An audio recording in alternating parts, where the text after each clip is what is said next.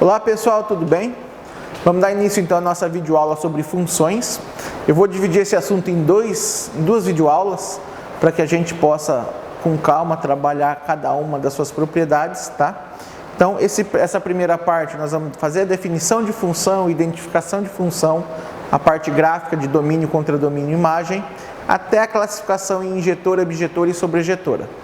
O segundo vídeo eu parto para a classificação de crescente, decrescente, constante, função composta, função inversa, para que a gente possa finalizar o assunto, tá?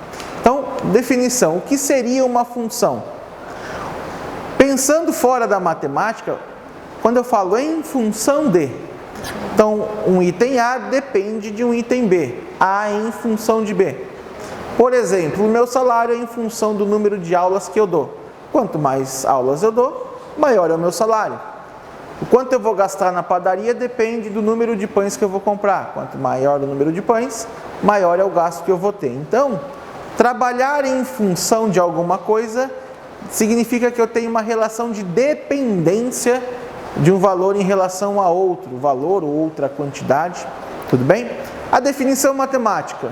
Seja F uma relação binária, uma relação entre os dois, de A em B, do conjunto A para o conjunto B. A função é definida em A com valores de B se somente se. Então, quando eu vou ter realmente uma função? Toda vez que eu tiver um x pertencente a A e ele se relacionar com algum elemento do meu conjunto B. Então, toda vez que eu pegar um valor de A, jogar numa fórmula e encontrar um valor do conjunto B, isso pode relacionar uma função. Mas não é só isso. Tem um segundo item. Cada x pertencente ao conjunto A vai se relacionar uma única vez com o elemento do conjunto B. Ou seja, escolhi lá o valor 1, joguei na fórmula. Se eu encontrar o valor 2, e esse 2 está no conjunto B, ótimo, caracterizou função.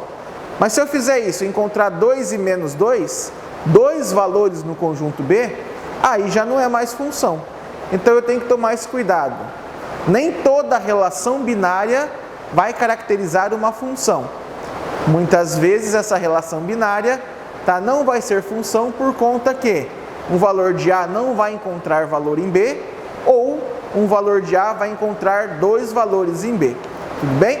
Então, o exemplo aqui, um valor de A chegando em B, isso relaciona para a gente como função. Se eu tiver um gráfico, para cada valor do meu eixo X, eu tenho uma respectiva imagem no meu eixo Y. Então isso também caracteriza uma função. Tudo bem? Bom, então vamos lá. Continuando, domínio, contradomínio e imagem. O que seria isso? Toda vez que eu faço uma relação de função, eu parto de um conjunto A por um conjunto B. Então esse conjunto A é o que eu chamo de domínio, o conjunto de partida, onde eu vou buscar os valores de x. Então tem o conjunto A pré-estabelecido, ou que pode ser o conjunto dos reais, se isso não for citado no exercício. Então é ali que eu vou buscar os possíveis valores de x.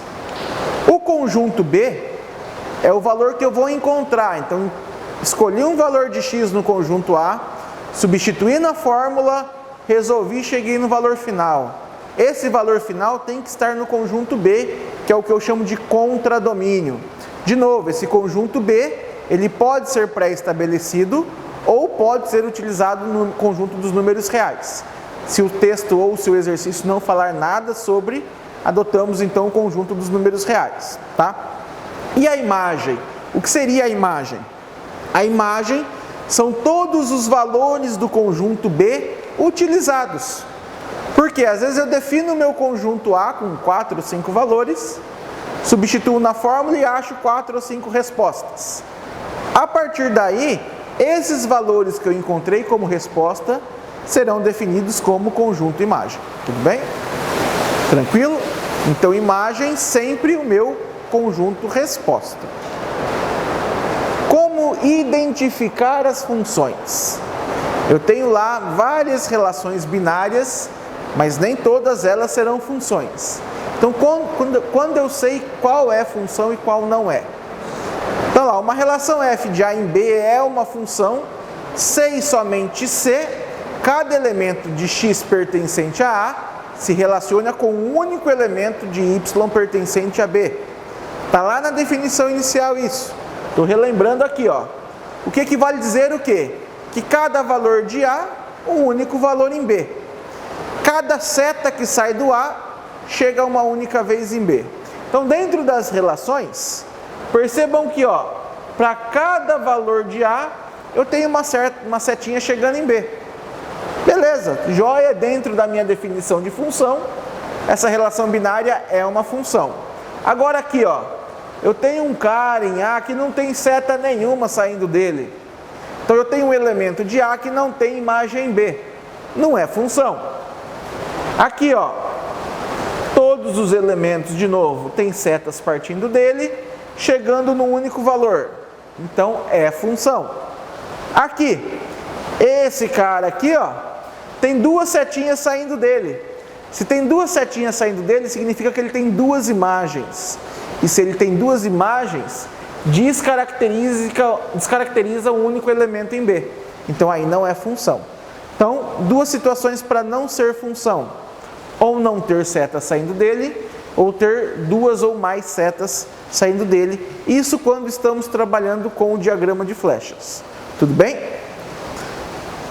Tá. Uma segunda situação, e aí eu vou usar a parte gráfica, tá? Como identificar então uma função através de gráficos. Peguei todos os valores lá, coloquei eles em um gráfico, e a partir de agora, como eu sei se é ou não é função? A prática é a seguinte: vou traçar retas paralelas ao eixo x, ou melhor, ao eixo y, retas na vertical, e se todas essas retas que eu tracei, e elas podem ser infinitas, então imaginariamente eu vou buscando pontos em que eu tenho um único corte em relação ao meu eixo. Tracei as paralelas e cortou o gráfico uma única vez. Beleza, é função. Tracei retas paralelas a y e cortei o meu gráfico em dois ou mais lugares. Cortar o gráfico em dois ou mais lugares significa que eu tenho duas setas para o mesmo valor de x. E aí descaracteriza a função. Então, ó, o primeiro caso é função, o segundo caso não é função, porque eu cortei em dois pontos. O terceiro caso, se eu traçar retas paralelas a y, todas elas vão cortar o gráfico uma única vez. Mas aqui tem um detalhe. No ponto x igual a 2, eu tenho uma bolinha aberta. Essa bolinha aberta representa que eu não tenho nenhum valor como imagem para o domínio 2.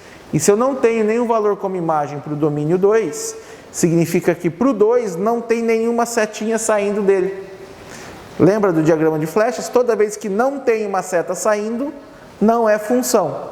Então, muito atento a essa situação, se todo o domínio está sendo contemplado com imagens. Tudo bem? No meu último caso, de novo aqui, ó, tem vários pontos para uma mesma diagonal, uma mesma paralela, desculpa, e a partir de então não é função. Tranquilo? Então, tracem paralelas na vertical. Se cortar o gráfico em dois pontos, ou se tiver uma bolinha aberta, não é função. Tranquilo? Vamos lá, ó. Como definir então domínio, contradomínio e imagem através do gráfico? Eu te dou um gráfico e você vai ter que me falar quais são os valores de domínio, contradomínio e imagem. Tá? O domínio sempre vai estar no eixo x. Então todos os valores de x utilizados serão parte do meu domínio. E aí eu tenho que estar atento se eu estou trabalhando com intervalos ou com pontos. Se eu trabalhar com pontos, eu vou representar como? Domínio de f igual. E aí vou colocar ali entre chaves todos os elementos, todos os pontos de x que eu estou trabalhando.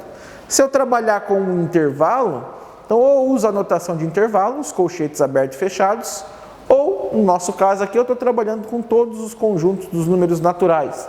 Então, eu só represento por n. Tá? Quem é o meu contradomínio? É o eixo y, meu eixo vertical. Se ele estiver definido no enunciado, eu consigo já ter a resposta ali. Se não, eu vou trabalhar através do gráfico. Percebam que no enunciado ele falou que é uma função de n em r, uma função de naturais em reais. Ou seja, a primeira letra, o natural, representa o meu domínio. A segunda letra, o real, representa o meu contradomínio. Então, domínio e contradomínio já estavam definidos no enunciado, tá? E aí eu vou buscar as imagens. Por se tratar de uma parábola, então eu tenho aqui uma função do segundo grau.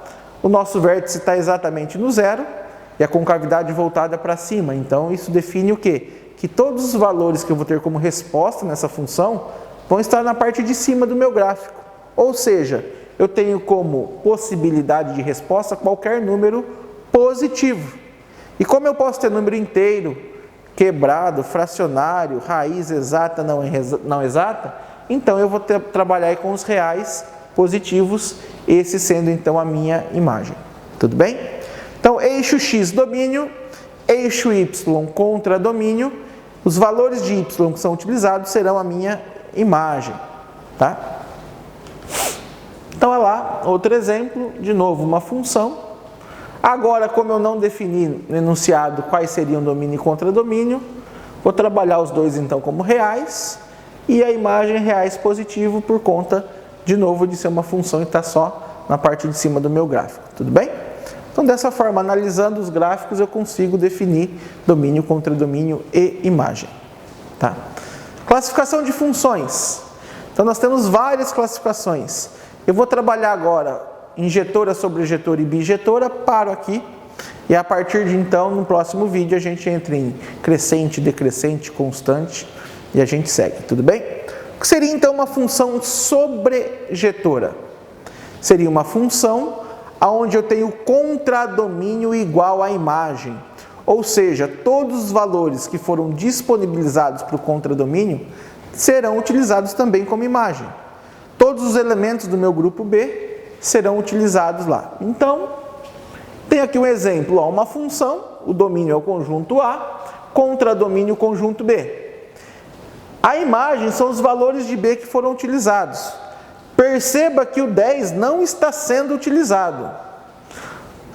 Cada valor de A tem uma única seta indo para B, são valores diferentes, então é uma função, mas o 10 não foi utilizado. Então é uma função, mas que não é caracterizada como sobrejetora. Não é porque eu tenho um elemento do meu contradomínio sem ser utilizado. Num segundo exemplo, ó, todos os valores do B foram utilizados como imagem.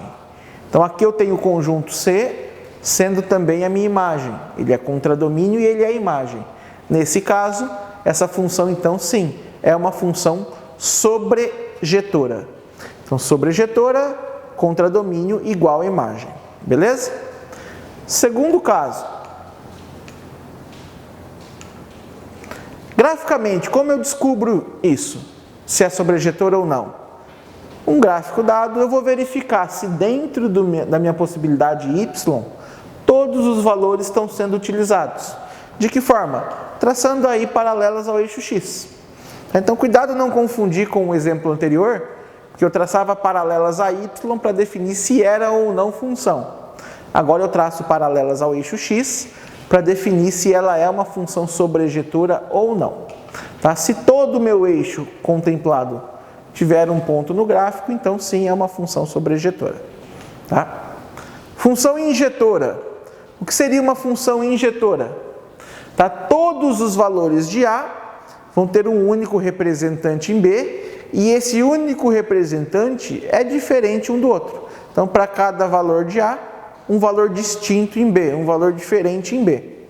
Então, aqui, ó, peguei lá o meu conjunto A como domínio, o meu conjunto C como contradomínio, e perceba que eu tenho dois valores diferentes de A, apontando para um único valor em C.